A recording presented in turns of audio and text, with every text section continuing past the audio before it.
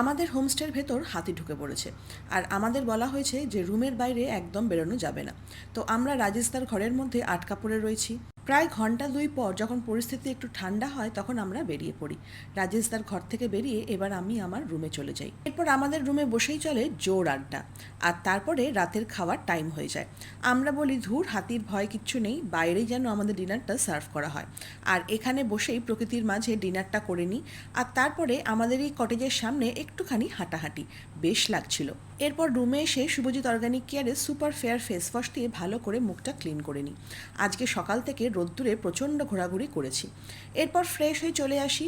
তারপরে মুখে স্প্রে করে নিই হাইড্রা টোনার, তাও আবার এসির হাওয়ায় শুকাচ্ছি, কাল থেকে শেষ, যা ঠান্ডা লাগবে না। এরপর হচ্ছে শুভজিৎ অর্গানিক কেয়ারের anti aging cream, anti aging serum দুটোকে ভালো করে মিক্স করে নিই, আর তারপরে মুখের মধ্যে লাগাতে থাকি।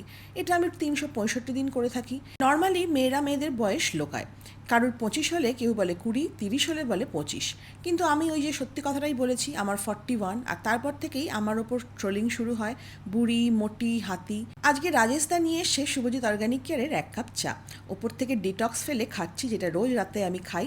আর এটা ফেলেই আমি একটু নিজেকে কাম ডাউন করলাম, এক চুমুকেই শান্তি। আর তারপর ঘুমোতে যাওয়ার আগে ঠাকুরকে বললাম, ঠাকুর আমি যেমন আছি আমাকে তেমনই রেখো, আর আমাকে আরও বেশি ধৈর্যশীল বানাও।